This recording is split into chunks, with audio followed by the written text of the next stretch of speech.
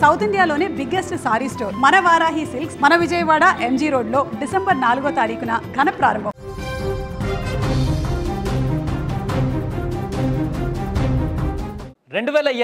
వరంగల్లో జరిగిన యాసిడ్ దాడి ఘటన అప్పటి ఉమ్మడి ఆంధ్రప్రదేశ్లో సంచలనంగా మారింది.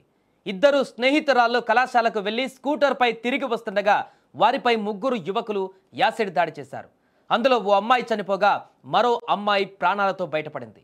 ఇక ఈ ఘటన తర్వాత నిందితులను ఎన్కౌంటర్ చేయడం అప్పట్లో చర్చనీయాంశంగా మారింది. దేశవ్యాప్తంగా హాట్ టాపిక్గా మారింది. ఇప్పుడు అదే వరంగల్లో అలాంటి ఘటనే మరొక దాడి కలకలం రేపుతోంది. స్కూటీపై వెళ్తున్న అమ్మాయిపై కెమికల్తో దాడి చేశారు దుండగులు. హెల్మెట్ ధరించి ఉండడంతో ప్రాణాపాయం నుంచి బయటపడింది యువతి. నర్సింగ్ కోర్సు చదువుతున్న సునంద హన్మకొండ నుంచి వెంకటాపూర్ గ్రామానికి స్కూటీపై బయలుదేరింది. ఈ క్రమంలో కడిపికొండ గ్రామం దగ్గరకు చేరుకోగానే ఆమెపై కెమికల్తో దాడి చేశారు దుండగులు. అకస్మాత్తుగా కెమికల్ దాడి జరగడంతో కేకలు వేసింది యువతి అరుపులు కేకలు పెట్టడంతో కెమికల్ దాడికి పాల్పడ్డ దుండగులు అక్కడి నుంచి పరారయ్యారు. ఇది గమనించిన స్థానికులు ఆమెను కాపాడారు. ప్రస్తుతం బాధితురాలని చికిత్స నిమిత్తం ఆసుపత్రికి తరలించారు. ప్రస్తుతం ఆమె పరిస్థితి నిలకడగా ఉందని వైద్యులు తెలిపారు. యువతి హెల్మెట్ ధరించడంతో తీవ్ర ప్రమాదం తప్పిందని స్పష్టం చేశారు వైద్యులు. ఈ ఘటనపైన కేసు నమోదు చేసిన పోలీసులు దర్యాప్తు చేస్తున్నారు. పరారీలో ఉన్నటువంటి దుండగుల కోసం గాలిస్తున్నారు పోలీసులు. నాకు నిన్న హాల్ టికెట్ ఇష్యూ చేసిన నా కాలేజ్లో. హాల్ టికెట్ తెచ్చుకోనికి నేను వెళ్ళిన 10:30కి అట్లా బయలుదేరిన ఇంటికాంచి.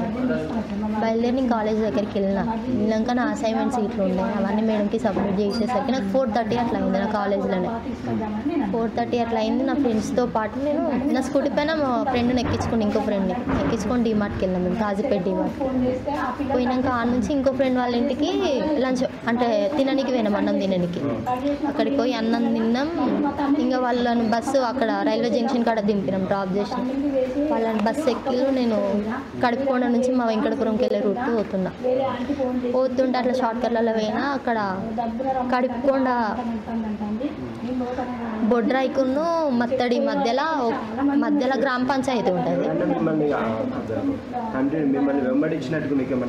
అలాంటిది ఏం లేదు. మీరు సీసీ కెమెరా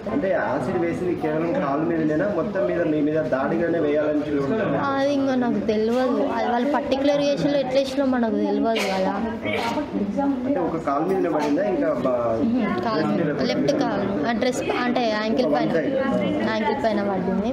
బ్యాక్ పైన ఇట్లా పడ్డది. సార్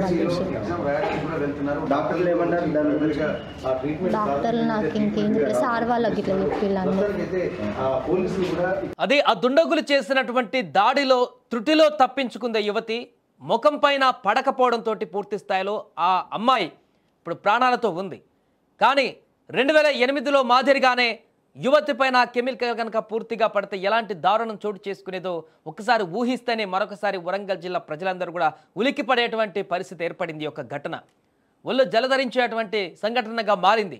ఇంత దుర్మార్గంగా మరలా యువకులు ఎలాంటి సాహసం చేస్తున్నారు, మహిళపైన ఇంత కెమికల్ దాడి చేసేటువంటి పరిణామానికి ఎందుకు దిగుతున్నారు అనేటువంటి ప్రశ్నలు ఉత్పన్నమవుతున్నాయి. దీనిపైన పోలీసులు సీరియస్ యాక్షన్ తీసుకోవాలంటూ చెప్తున్నారు. 2008 ఘటన మాదిరిగానే కఠినమైనటువంటి నిర్ణయాలు తీసుకోవాలంటూ కూడా డిమాండ్ చేస్తున్నారు. పాపకి ఆ మహిళకి కాలు మీద ఆ కెమికల్ పడింది కాబట్టి ప్రాణాపాయం నుంచి బయటపడింది. కానీ కొంత ఏదైనా పొరపాటు జరిగినా కూడా ప్రాణాల మీదకి వచ్చేటువంటి పరిణామం ఉండేది ఈరోజు. దీనికి సంబంధించి వారి తల్లిదండ్రులు కూడా మాట్లాడారు. ఒకసారి అది కూడా చూద్దాం. కుమారస్వామి మా పాప సునంద కాలేజీ నుంచి హన్మకొండ నుంచి వస్తుంటే కడుపుకొండ దగ్గర యాసిడ్ మీద పోసి గుర్తు వ్యక్తులు మా పాపకు చాలా ఇబ్బందిగా ఉన్నది.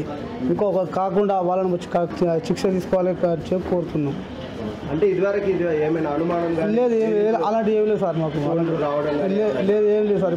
కాలేజీలో కానీ గ్రామంలో లేదు, ఎక్కలేదు సార్. అట్లా మేడం ఫోన్ చేసిందమ్మా, నేను హాల్ టికెట్ తెచ్చుకుంటామ్మా అని అన్నది సార్. అనగానే ఇంట్లో నుండి 10 గంటలకు స్కూటీ మీద బయలుదేరింది సార్.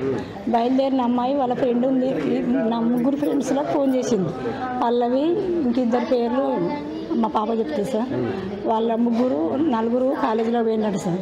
కాలేజీకి పోయి మళ్ళా యథావిధిగానే ఇంటికి వస్తాను సార్. ఇద్దరు పాపలను బస్సు ఎక్కించి మళ్ళీ మా పాప రిటర్న్ వెంకటపురం రావడానికి కడుపుకొండ బ్రిడ్జ్ కాంచేలి రిటర్న్ వస్తుందట సార్. రిటర్న్ వస్తుంటే అక్కడ డౌన్లో మన బొడ్రాయి ఉంటుంది సార్. ఆ బొడ్రాయి కాడ నా బిడ్డ పెట్రోల్ ఉందా లేదా అని స్లో చేసిందట సార్. స్లో చేసి చూసుకున్నదట.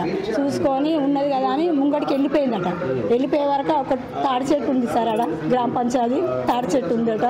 ఆ తాడి చెట్టు కాడ ఒక ఆయన సెంటర్ బైక్ మీద కూర్చొని ఉన్నాడంట. ఆయన చూసి నా బిడ్డ ఇట్లా బైక్ ఇట్లా తిప్పి ముంగడికి వెళ్ళిపోయింది. ముంగడికి పోదంటే ఏం మందు ఇసిరేసినట్టుగానే కనబడ్డదట నా బిడ్డకు. అప్పటికే నా బిడ్డ అరుచుకుంటేనే ముసలమ్మ కడిగి పోయిందట. ముసలమ్మ కడిగి పోయి మళ్ళీ మాకు ఫోన్ చేసింది. ఆ బాటిల్ కూడా వీడియో తీసిందట సార్ నా బిడ్డ. అందరికీ ధైర్యంగానే